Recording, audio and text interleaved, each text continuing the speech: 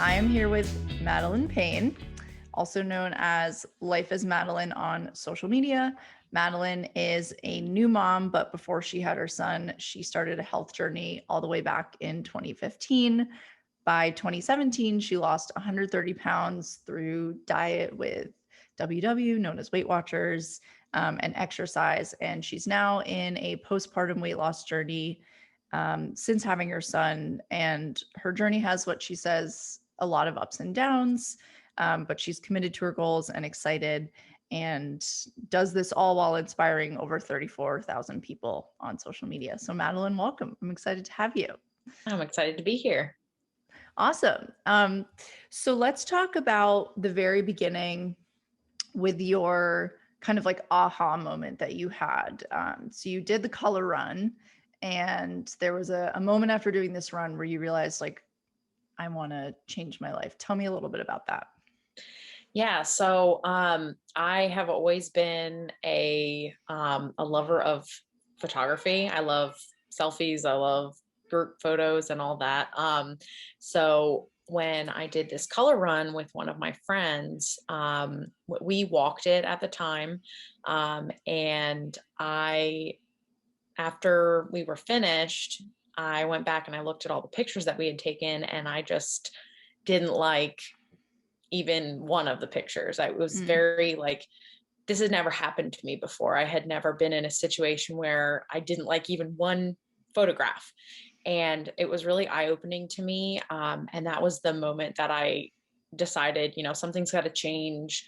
I'm not sure what I'm going to do, but I don't want to continue living my life like this. And mm. it took me a few months after that until I decided to finally actually make the change for myself.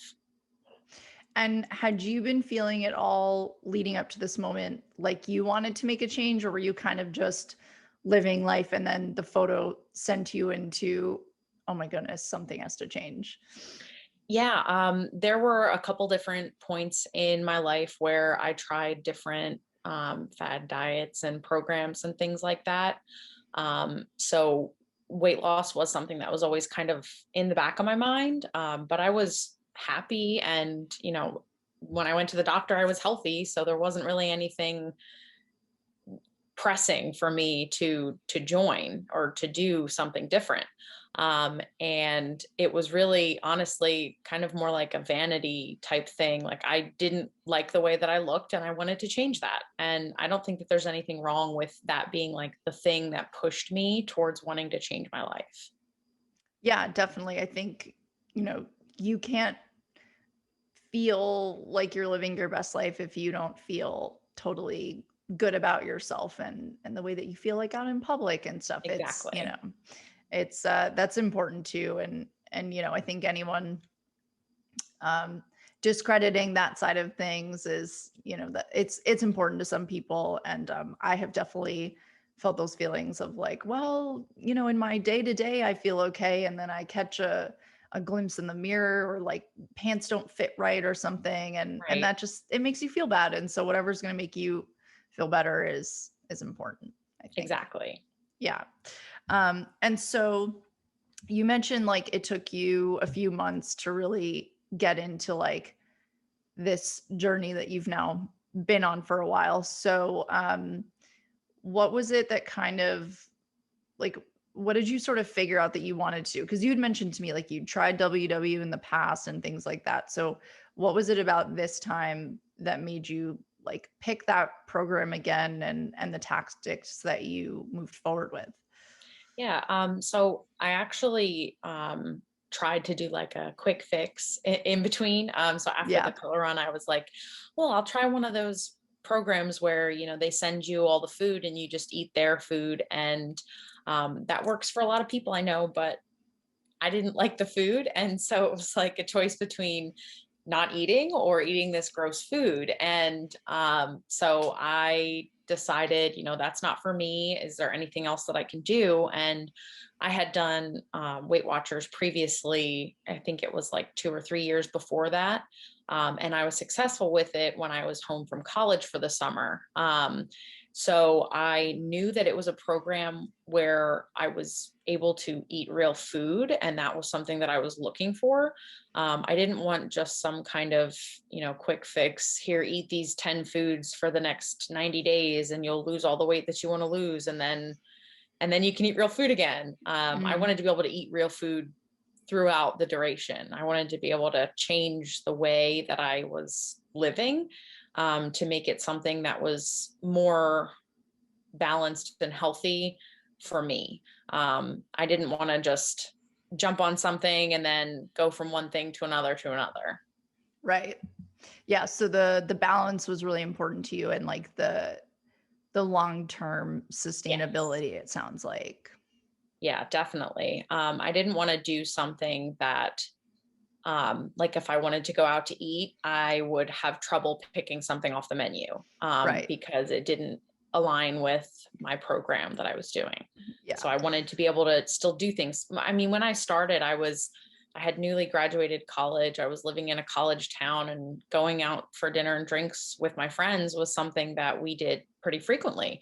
So I Right. wanted to be able to do a program that allowed me those freedoms. And I I mean, the whole first year of my journey, that's what I did. I went out with friends, and I made different choices throughout the week so that I could accommodate those different, dining out and things like that. Yeah. That's good. You were living your life. Exactly. And so when did you notice like the weight coming off for you, and sort of how did that feel, knowing that you were doing it differently this time than the other times when you tried the quick fixes or the diets you didn't like? Yeah, just kind of how did that make you feel, knowing that you did it through this sustainable way that you wanted to do, like, for the long term? It felt really good. I When I first started, I had a lot of weight that I wanted to lose. And the way that I focused on it was every 5 and 10 pounds. So instead of focusing on the big overall goal that I wanted to reach one day, I tried to focus on those smaller, more manageable goals so that it Mm, wasn't too overwhelming for me. And that really helped me to stay focused and feel like I was accomplishing something, because I had little mini goals. So I was accomplishing something every couple weeks or every month. I would hit a new weight decade, or hit a new number lost on the scale. So that was the way that I kind of celebrated myself along the way. And it just made it a little bit more exciting for me. mm. That's really great advice, to do it in small increments like that, because I think, you know, especially when you're focusing towards a certain number on a scale, which, like, Mhm. not everyone does, but if that's the approach you take, and then it seems so far away and it seems Right. so unachievable. And so Mhm. that's great advice, to say, like, 5 pounds at a time, little by little. And then eventually you'll get to the bigger number that you wanted, which you did through taking those, like, small positive little mindsets for yourself along the way, which is great. Yeah. One of the favorite things that I like to do is to have those small manageable goals like 5 and 10 pounds, but to also have like different milestones. So like every 25 pounds or something like that, and give myself an extra special reward for every milestone that I hit. So like when I hit 50 pounds down, a new pair of sneakers or something like that, and then lose another 25 pounds and treat myself to like a manicure or a massage or something like Mm, that, something that's like a tangible reward for myself, but isn't food related, because so often it's like, I'm doing this lifestyle change, and I hit a new goal, or I had a loss this week, and I'm just going to splurge and do a cheat meal. And that for me can be a really damaging mindset, because um, if you're rewarding yourself with food, then you're going to want to keep relying on food to be something that is there to support you. So you have to be able to kind of support yourself, Not that there's anything wrong with enjoying treats every now and then, but I think it's more important to enjoy them without having a reward kind of idea.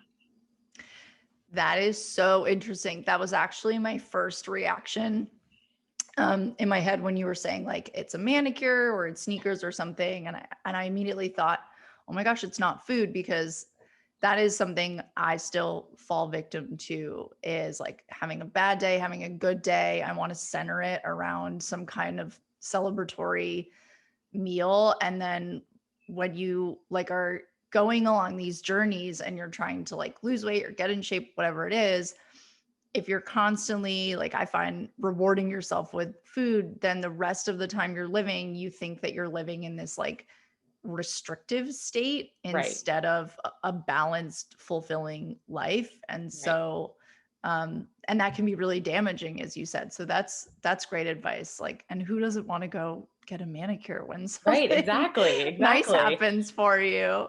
And if That's so much there's so better. many different things out there that you can do. Like if manicures isn't your thing, like do something else, there were times when I would like reward myself with like a weekend trip, Mm, which obviously now is not really ideal given the situation of things. But yeah. picking something that is going to actually motivate you to get to that goal, and then when you get there, actually give it to yourself. That Mm. is the hardest thing, I think. That's great advice. I'm writing down, go on weekend trip There you go. when when the world's a little calmer. Um, that's an awesome reward. I'm going to steal that one from you. Um, so when along this journey did you start the social media account that you have? Because you now have this amazing community of people who are inspired by you. So what made you start it? When did you start it? What did you start learning from it? All that good stuff. Yeah, so I started my Instagram that's dedicated to my weight loss journey a couple months after I rejoined Weight Watchers. So I joined in September 2015, and I think it was December that I created my account. I had previously been posting stuff on like my personal Instagram, and it got to a point where I wanted to like be posting all my meals and posting my weigh-ins and things like that. And I didn't want to like share that with my friends. So I decided to create a page, and I didn't tell anyone about it. I just made it and started posting stuff and followed a bunch of people who were on the same journey as me. And it kind of just blossomed without me even really doing much of anything. I mean, I think everyone knows, you use the hashtags and you follow people and you like and comment and all that stuff. But it has really been such a supportive community over the last, gosh, 5, 6 years.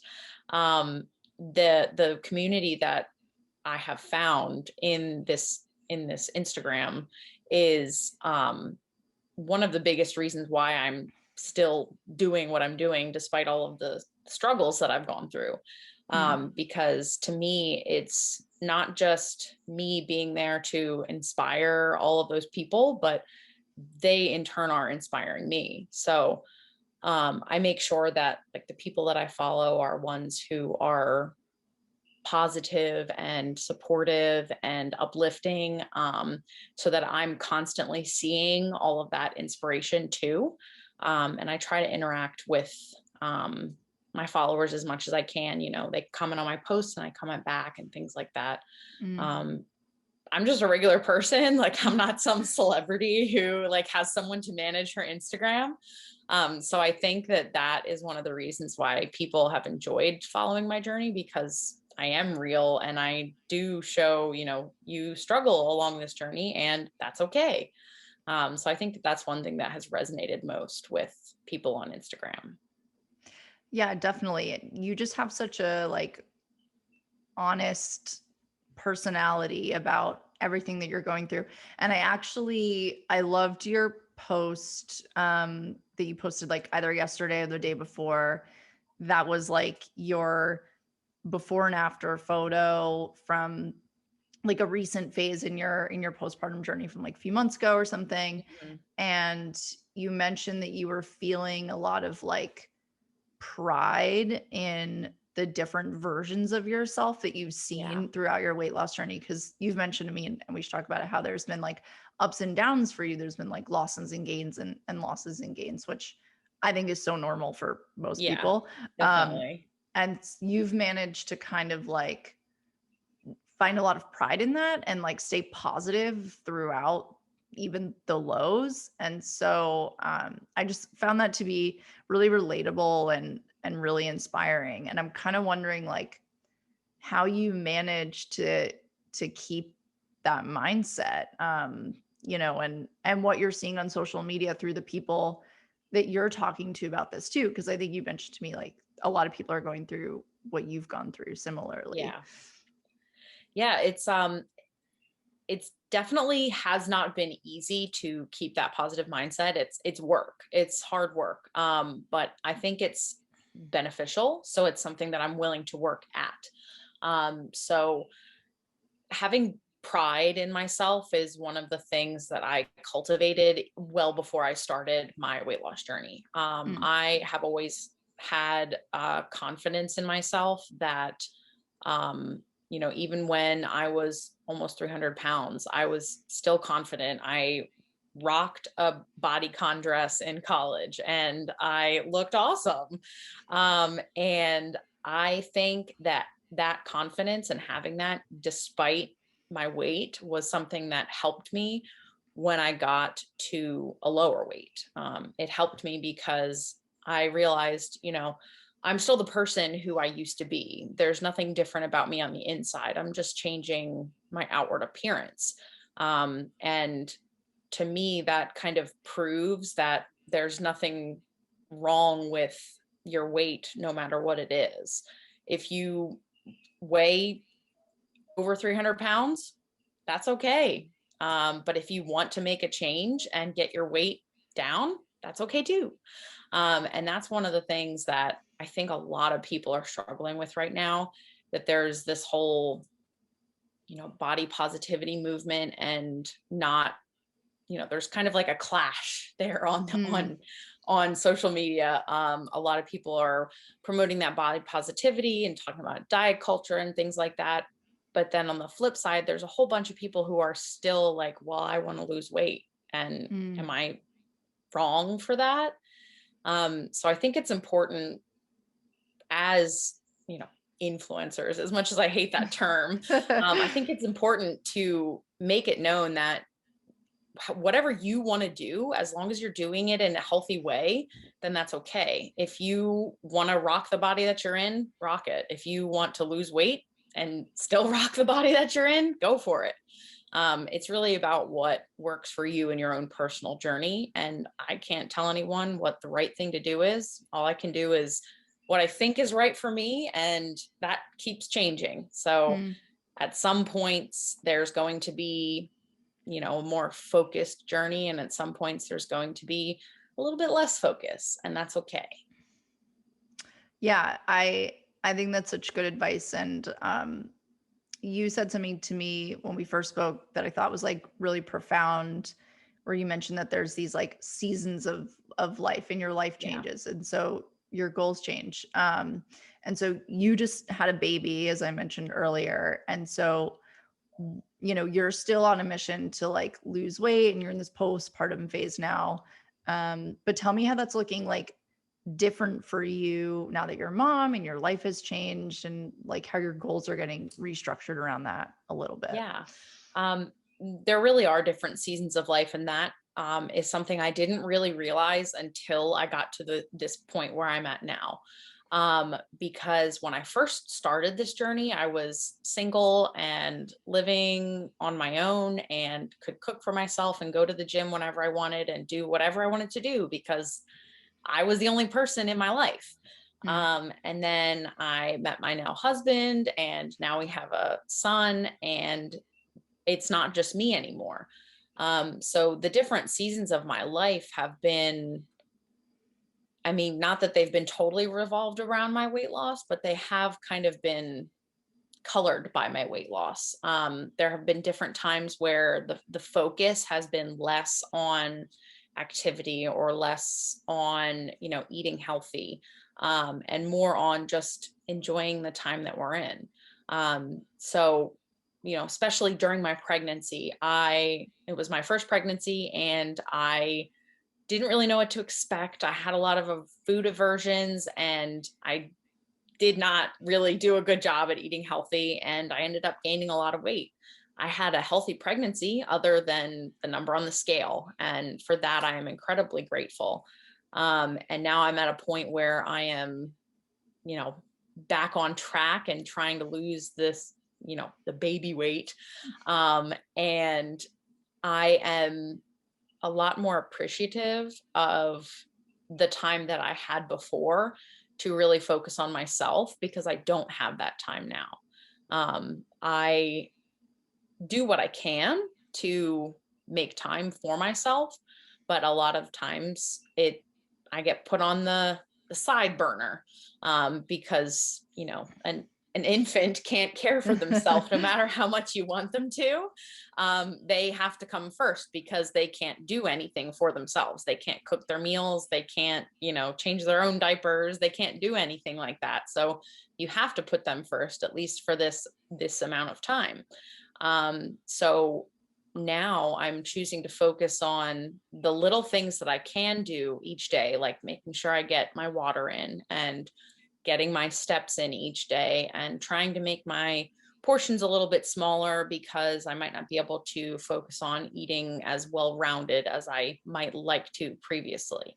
But the different seasons of my life have all kind of prepared me for this moment. There have been different times where I've been able to be more focused, and there's been times where I've been less focused. So they've all prepared me to kind of give me the tools that I needed right now in order to be where I want to be in the future.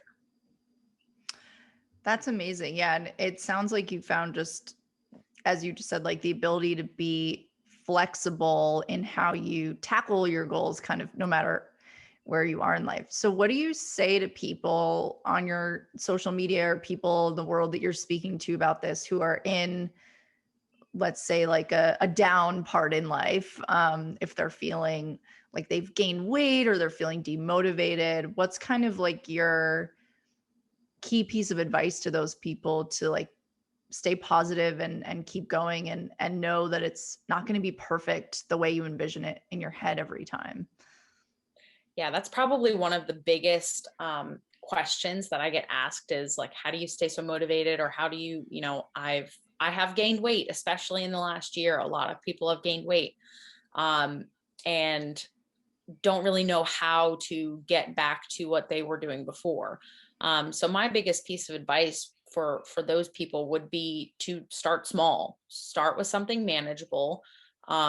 Because one of the biggest mistakes that people make when they're trying to change their lifestyle is they try to go from 0 to 100. Just do a complete 180 of their lifestyle and change absolutely everything. Change the way they're eating, start being active every day, go from no water to a gallon of water a day. And it's not surprising that, that might work for the first day or two, but then after that point, you're probably going to feel a little bit defeated and quit. I mean, I'm no stranger to that. I have definitely bitten off more than I can chew at one point or another. But if you start small and make those tiny little goals for yourself, it's easier to build on that. So like for activity, for example, before I had my son, I was running. I would routinely run 5Ks, not like races, but just like through my neighborhood. And at one point I had run a half marathon. So I was running. I was good at running, and I liked it, and I enjoyed it. And after I had my son, I was like, let's go for a run one day. And I was not in shape at all. So instead of, beating myself up for not being at the level where I was previously, I decided to just take it small. Don't start with running, start with walking. Don't try and do 30 minutes or an hour at a time, just do 5 minutes. So I actually started with 5 minutes, 3 days a week, and that's all I did for 2 weeks. And then after 2 weeks, I bumped it up to 10 minutes a day, 3 times a week. And then I did 15 minutes a day. And then I added in a fourth day a week and slowly, slowly built myself up to a level where I was not back to where I was before, but I was feeling a little bit more confident in my abilities and able to add in more variety in my activity, and more time and more days in the week and things like that. So definitely starting small, not biting off more than you can chew, and then building on those habits that you've created so that you can kind of add more. Mm, that's great advice. And I'm wondering about um, how you took that approach to like food tracking, because you're a tracking expert. Yeah. You at one point started working for Weight Watchers as like a partner for them. And so you've got it down on lock. And I'm someone who finds food tracking really overwhelming, like keeping Mhm. up with it and analyzing what you're looking at and all of that stuff. So how did you get started on that piece of it, and how did you learn to kind of like master it, and what are the things that people should know about food tracking if they want to take that Yeah. approach, to kind of help them really optimize doing it? Yeah. So the first thing that I did when I started, um, after having my son, when I started postpartum, I knew that I wasn't going to be, um, on track really, but I wanted to just kind of get an idea of where I was at the time. So I started tracking, but not caring about like how many points I was using for Weight Watchers. So like if you were counting calories, you wouldn't care how many calories you were eating. You were just tracking what you were consuming. I think that starting out with that is the best way to kind of give yourself an idea of what you're doing right now. And then it makes it easier to make little tweaks. So instead of just, you know, okay, I'm going to change my eating habits and I'm going to start weighing and measuring absolutely everything and writing it all down. And then I'm just going to stay in my points or my calories or whatever. Um, Instead of doing that, just eat what you've been eating, write it down. That's it. And then once you've kind of got a grasp of what your average day looks like, see where you can make some tweaks. So, okay, like when I started my food tracking challenge last week, I decided to give myself the challenge of tracking calories in addition to Weight Watchers points, which I've never tracked calories before. So I felt like I was a brand new person. Like I had never done this before. But I figured out that when I was using my coffee creamer, I had gotten into the habit of being a little heavy handed, Mm. and was using a lot more coffee creamer than I needed to be. So I got out my food scale and I weighed out an appropriate amount, and that's how much I use in my coffee now. So I think another big tip for when you are starting to track your food is to have some kind of measurement device, whether it's a food scale that you can like set your bowl or plate or cup on and put the food in. Or if you use like measuring cups and spoons to measure stuff out, having some way to measure out your portions, because the biggest downfall of all of us is portion size, because our eyes are generally bigger than what they should be. I mean, think of like when you go out to eat and you get a restaurant sized portion, you probably think that that's a normal portion, but it usually is like 2 or 3 portions. They're Um, huge. so like if you portion out your dinner, thinking about when you dine out at a restaurant, of course your portions are going to be larger.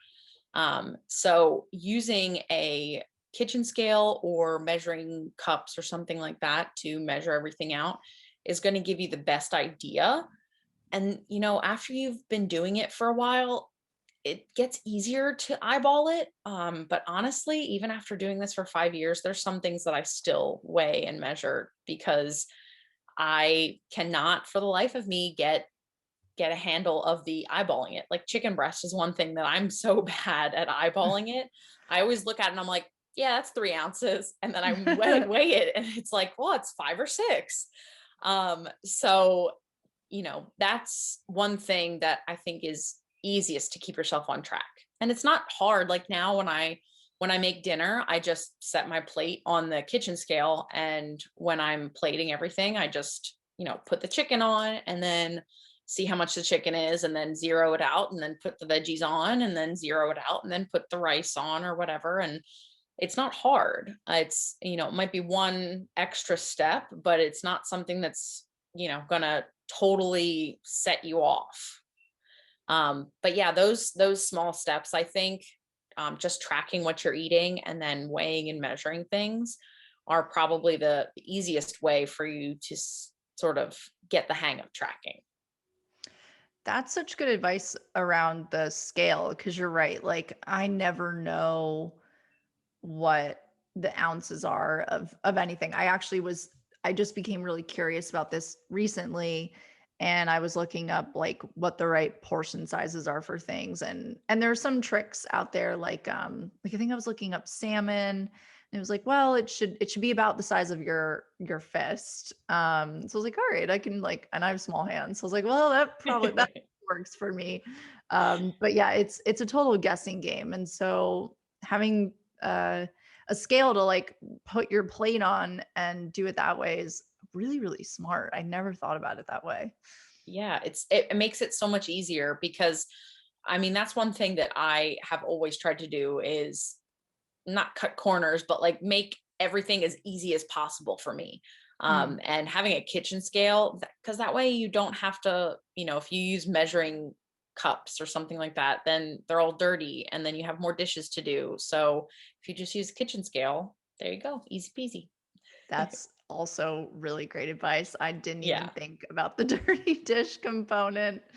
That's one thing we're all dealing with in this pandemic is all the dishes at home all Yes. day. And you with a Yes. baby, you must go through so many. Oh my gosh, I forgot to turn my dishwasher on last night and I went to No. open it up and I was like, all these dishes are still dirty. I thought that I turned it on and I guess I didn't. And so it's going right now to Oh clean my gosh. everything. That is the worst.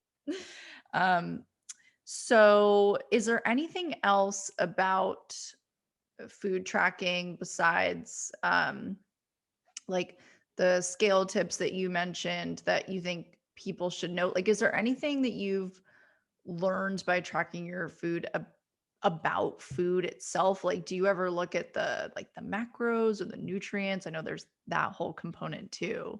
Yeah. Um, I think it's been kind of eye-opening for me this past like week and a half doing this food tracking challenge because I've been tracking calories and Weight Watchers points.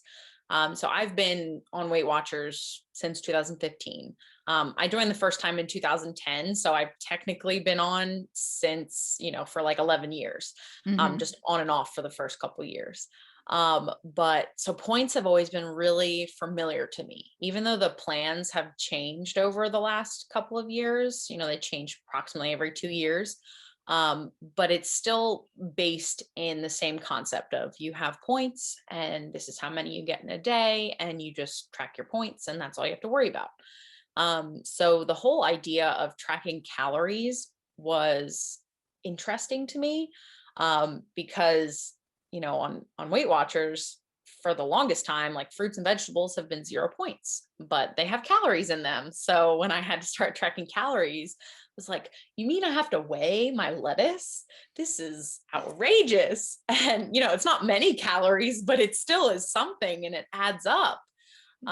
So I think the biggest tip that I can have for anyone who is tracking whatever method you're using to track, just try and learn the ins and outs of it.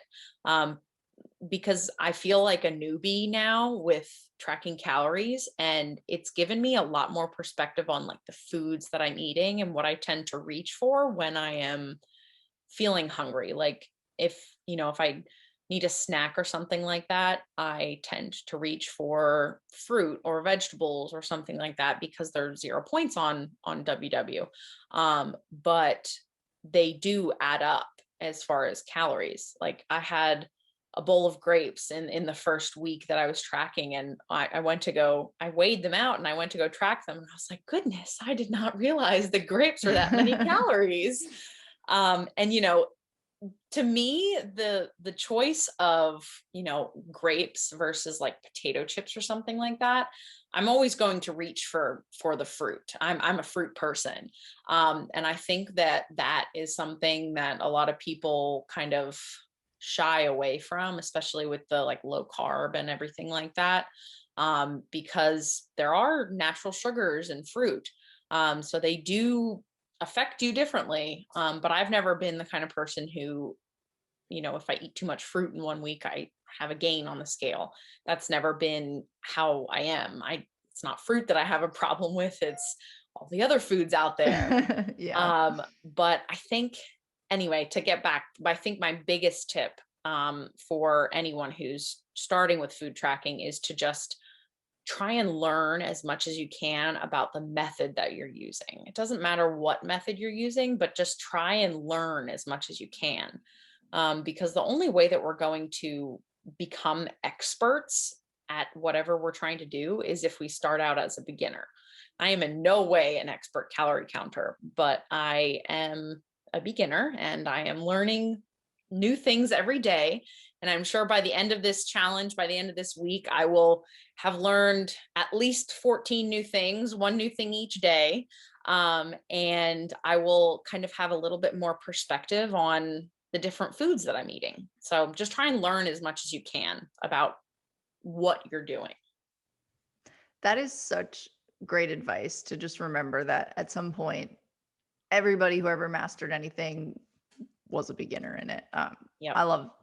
I love that so much. That's I think gonna stick with me for a long time. Anytime I feel like, oh gosh, why am I not a pro at this already? No matter what it is that I'm Yeah, and that's doing. something that I definitely have to work on in my own self. There are so many things that I want to do and I have not done because I don't want to be bad at them. And you have to be bad before you can be good. Mm. And that is something that I have learned and am still working on to this day. So you're not alone. That's awesome.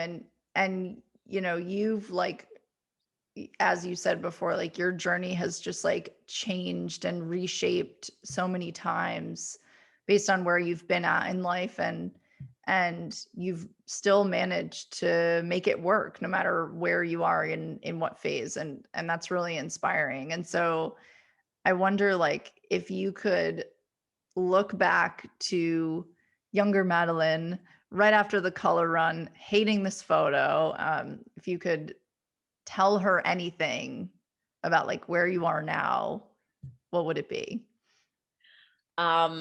Yeah, I've actually thought about this before. There have been times where it was like when I was about to marry my now husband, I would look back and I would think, wow, if you had told me a year and a half ago that I would have lost over 100 pounds and met the man of my dreams and I'm about to marry him, I would be laughing in your face.